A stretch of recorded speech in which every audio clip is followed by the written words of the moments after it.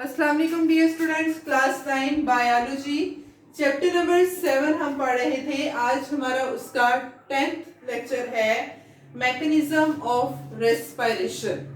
Respiration के बारे में जैसा कि हमने पढ़ा कि रेस्पिरेशन में क्या होना है कि बेसिकली जो ग्लूकोज है उस ग्लूकोज ने ब्रेक डाउन करना है और कार्बन डाइऑक्साइड, वाटर और energy in the form of ATP release करनी है। ये एक कॉन्टिन्यूस प्रोसेस है, लेकिन कन्वीनियंस के लिए, आसानी के लिए क्या किया गया है कि ये जो प्रोसेस है रेस्पिरेशन का, इसको 3 स्टेप्स में डिवाइड कर दिया गया है। पहला स्टेप है हमारे पास ग्लाइकोलिसिस। आपको पता है glyco mean glucose, lysis mean break down. दूसरा स्टेप है क्रेब्स साइकिल। तीसरा स्टेप इलेक्ट्रॉन ट्रांसपोर्ट चेन। वैसे तो ये कॉन्टिन्यूस प्रोसेस है, तो इसको अब उन्होंने हिस्सों में डिवाइड कर दिया है कि पहले ग्लूकोज इसमें टूटेगा, फिर इसमें टूटेगा और फिर फाइनल प्रोडक्ट बनेगा। तो ग्लाइकोलिसिस का प्रोसेस आपको पता है कि ग्लूकोज की जो ब्रेक डाउन का प्रोसेस है कि ग्लूकोज ब्रेक डाउन होता है पहले पायरुविक एसिड में। पायरुविक एसिड में ब्रेक डाउन हुआ था, हमने पीछे पढ़ा था जब हम रेस्पिरेशन पढ़ रहे थे, उसकी 2 टाइप्स एरोबिक और एनारोबिक पढ़ी थी। तो उसमें हमने पढ़ा था कि ग्लूकोज जो है वो पायरुविक एसिड में ब्रेक डाउन होता है, लेकिन इस प्रोसेस में ये जो ग्लूकोज के पायरुविक एसिड में ब्रेक होता है, इसमें हमें ऑक्सीजन की जरूरत नहीं होती। इस वजह से ये जो प्रोसेस है ये एनारोबिक ऑर्गेनिजम्स में भी पाया जाता है और एरोबिक ऑर्गेनिजम्स में भी पाया जाता है। एरोबिक रेस्पिरेशन और एनारोबिक रेस्पिरेशन दोनों में ये पहला स्टेप पाया जाएगा ग्लाइकोलिसिस वाला। क्यों? क्योंकि इसमें ऑक्सीजन की जरूरत नहीं होती। इसमें होता क्या है कि ग्लूकोज ब्रेक डाउन होता है 2 पायरुविक एसिड के मॉलिक्यूल्स में। साथ इसमें क्या होता है कि जो एडीपी है, एडेनिन डाइफॉस्फेट, वो कन्वर्ट हो जाती है एटीपी में, और एनएडी पॉजिटिव जो है वो रिड्यूस होता है एनएडीएच में। ये भी हमने पढ़ा था कि किस तरह से होता है कि एनएडी पॉजिटिव हाइड्रोजन लेता है और रिड्यूस हो जाता है एनएडीएच में। अब नेक्स्ट क्या होना है कि अगली ब्रेकडाउन जो होनी है हमने एरोबिक रेस्पिरेशन में पढ़ी, अब होनी है कंप्लीट ऑक्सीडेशन। जो पायरुविक एसिड है, ग्लूकोज टूट तो गया है पायरुविक एसिड में, 2 पायरुविक एसिड के मॉलिक्यूल्स में। अब पायरुविक एसिड क्या करेगा, उसकी ऑक्सीडेशन होगी, कंप्लीट ऑक्सीडेशन होगी और ये पायरुविक एसिड टूट जाएगा कार्बन डाइऑक्साइड में। इस प्रोसेस को हम कहेंगे Krebs cycle. Krebs cycle.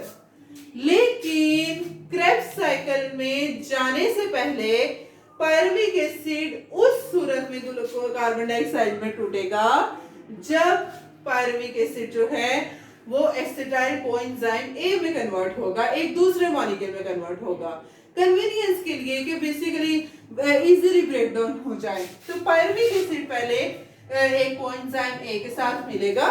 Coenzyme हमने पढ़े थे कि प्रोस्थेटिक ग्रुप और कोएंजाइम के बारे में कि अगर हमारे पास जो कोफैक्टर है वो लूजली बाउंड हो जाए किसी एंजाइम के साथ तो उसको हम कोएंजाइम कहते हैं। तो कोफैक्टर क्या है, जो एंजाइम की हेल्प आउट करते हैं, उनकी मदद करते हैं। तो कोएंजाइम पायरुविक एसिड के साथ मिलेगा और बनेगा एसिटाइल कोएंजाइम ए। फिर एसिटाइल कोएंजाइम में बदल जाएगा, टूट जाएगा किसमें, कार्बन डाइऑक्साइड में। इस दौरान कार्बन डाइऑक्साइड में तो टूटेगा, साथ एडीपी कन्वर्ट होगी एटीपी में, एनएडी पॉजिटिव कन्वर्ट होगा एनएडीएच में, रिड्यूस होगा, और साथ एक और कोएंजाइम है हमारे पास एफएडी पॉजिटिव। एनएडी पॉजिटिव तो निकोटाइनामाइड एडेनिन डाइन्यूक्लियोटाइड था ना, वो भी कोएंजाइम था। उसी की तरह एफएडी पॉजिटिव जो है फ्लेवन एडेनिन डाइन्यूक्लियोटाइड, ये भी एक कोएंजाइम है। तो ये FAD पॉजिटिव 2 हाइड्रोजन लेगा और रिड्यूस हो जाएगा FADH2 में। अब कार्बन डाइऑक्साइड बन गई, हमारे पास ATP भी बन गई। अब हमें चाहिए वाटर। वाटर अब कैसे चाहिएगा, कैसे बनेगा? जो FADH2 है ये और NADH और FADH2 ये दोनों electron, third step electron transport chain, ये ऑक्सीडाइज्ड होंगे। इनमें से हाइड्रोजन रिमूव होगी, वो हाइड्रोजन और साथ में ये इलेक्ट्रॉन ट्रांसपोर्ट चेन में मूव करेंगे इनके इलेक्ट्रॉन्स और एटीपी रिलीज होगी। जब इलेक्ट्रॉन ट्रांसपोर्ट चेन में मूव करेंगे तो क्या रिलीज होगी? एटीपी। साथ में वो इलेक्ट्रॉन्स और जो हाइड्रोजन रिलीज हुए हैं वो इस ऑक्सीजन के साथ मिलकर बना देंगे वाटर। इसका मतलब ये है कि अब हमारे पास FADH2 भी ऑक्सीडाइज्ड हो गया, मतलब इसमें से भी हाइड्रोजन रिमूव हो गए, तो ये किसमें चेंज हो गया? FAD पॉजिटिव में। और NADH जो है ये भी ऑक्सीडाइज्ड हुआ है और चेंज हो गया है NAD पॉजिटिव में। और साथ में ATP बनी। ATP कहां से आई? जो NAD पॉजिटिव जब ऑक्सीडाइज्ड हुए तो उनके इलेक्ट्रॉन ट्रांसपोर्ट चेन में मूव किए और फिर ATP की प्रोडक्शन हो गई।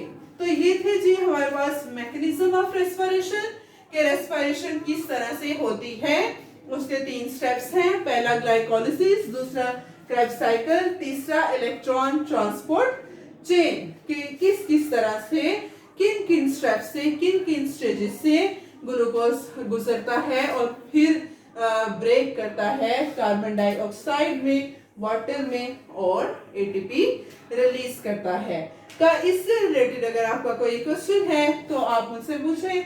आज के लिए इतना ही। अस्सलाम वालेकुम, अल्लाह हाफिज।